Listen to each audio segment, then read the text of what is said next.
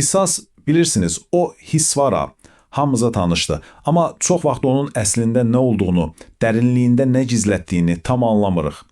Gəlin bu güclü, amma bir o qədər də təhlükəli duyğunun dərinliklərinə birlikdə enək və görək o bizim daxili azadlığımızın qarşısında necə bir maneəyə çevrilir. Gəlin bir anlıq tam səmimi olaq. Heç olubmu ki, sizə qarşı böyük bir haqsızlıq edildiyini hiss edəsiniz?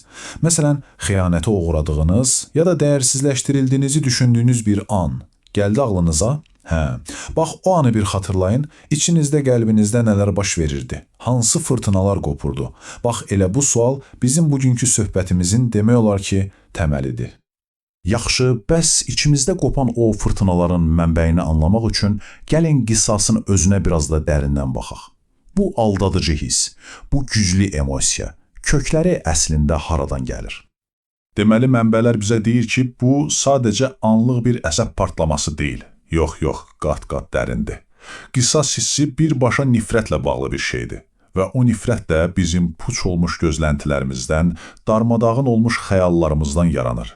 Sanki həyatla ya da kiminlənsə aramızda görünməz bir müqavilə olub, amma qarşı tərəf o müqaviləni cürüb atıb.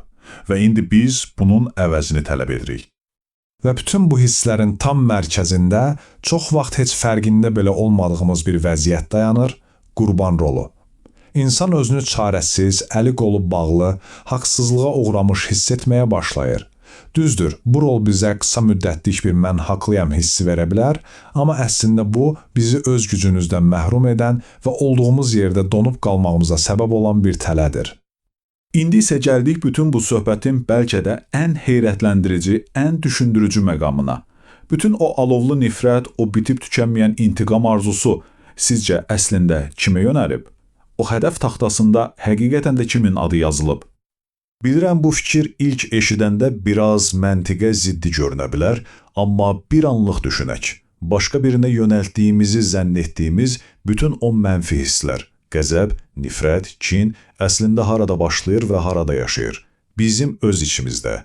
Yəni bu başqası ilə apardığımız bir döyüş deyil, bu bizim özümüzlə, öz içimizdə apardığımız bir mübarizədir. Baxın, mənbədəki bu stat məncə hər şey tam olaraq yerinə oturdur. Nifrət və qisas hissi həmişə daşıyıcısının özünə qarşı yönəlir. Gəlin bunu belə təsəvvür edək də. Ovcunuzda alışıb yanan bir kömür parçası tutmusunuz və onu sizə pislik edən adama atmaq üçün doğru anı gözləyirsiniz. Gözləyirsiniz, amma o an gəlib çatana qədər yanan kimin əlidir? Əlbəttə ki, sizin. Bax, qisas hissi də eyni ilə belədir. O, hədəfdəki insandan qat-qat, amma qat-qat çox onu içində daşıyanı yandırıb məhv edir. Yaxşı, bəs o alışıb yanan kömürü ovucumuzda saxlamağın bədəli nədir?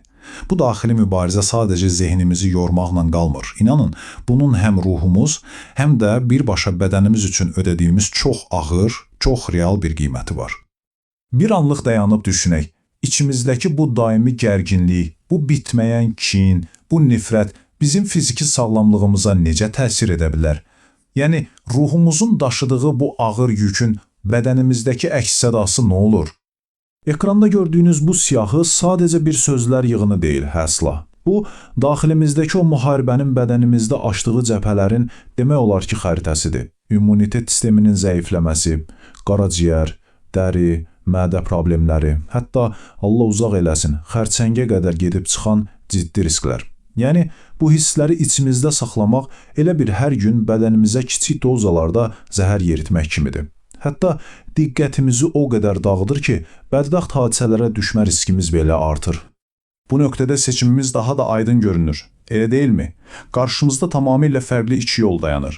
Bir tərəfdə qisas var, enerjimizi bir süngər kimi soran, dünyamızı qapqara rənglərə boyayan və bizi keçmişin zindanına həbs edən dar bir cığır. O biri tərəfdə isə azadlıq. Enerjimizi öz inkişafımıza, böyüməmizə sərf etdiyimiz, bizi daxili huzura və əsl müstəqilliyə aparan geniş, işıqlı bir yol. Yaxşı, bütün bunları başa düşdükdən sonra təbii ki, ağla tək bir sual gəlir. Bəs bu zənciri necə qırmaq olar? Bu zəhərli hissin əsarətindən necə xilas olub həyatımıza sağlam şəkildə davam etməliyik? Ən vacibi odur ki, çıxış yolu var və biz indi məhz o yollardan danışacağıq. Mənbələrimiz bizə daxili azadlığa doğru gedən 5 addımlıq konkret bir yol xəritəsi təqdim edir. Hər şey, baxın, şuurlu bir qərardan başlayır. Sağalmaq yolunu seçmək. Daha sonra bağışlama praktikası gəlir. Enerjini dağıdıcılıqdan yaradıcılığa yönəltmək, empatiya quraraq yükünü yüngülləşdirmək və əlbəttə ehtiyac olarsa peşəkar dəstək almaqdan çəkinməmək. Amma dayanın, burada çox vacib bir məqam var. Bağışlamaq deyəndə nəyi nəzərdə tuturuq? Bu, qətiyyən baş verənləri unutmaq, olub keçənlərə haqq qazandırmaq ya da elə bir heç nə olmayıbmış kimi hər şey qaydasındadır demək deyil.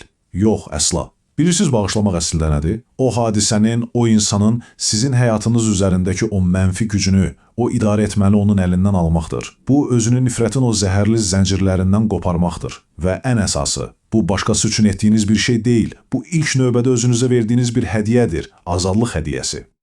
Gördüyünüz kimi, bütün bu yolların hədəfi əslində birdir. Enerjinizi kimisə cəzalandırmağa, ona dərs verməyə yox, özünüzü sağaltmağa, özünüzü yenidən qurmağa sərf etmək. Yəni bu, dağıdıcı yoldan çıxıb, yaradıcı və inkişafı aparan bir yola sərmayə qoymaq seçimidir.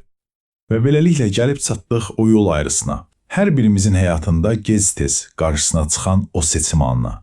Keçmişin zəncirlərini boynumuzda daşıyaraq qisas yolunda əsir qalmaq, yoxsa o zəncirləri qırıb ataraq daxili azadlığı və hüzuru seçmək. Bu söhbətdən sonra indi seçim sizindir. Sizin yolunuz hansı olacaq?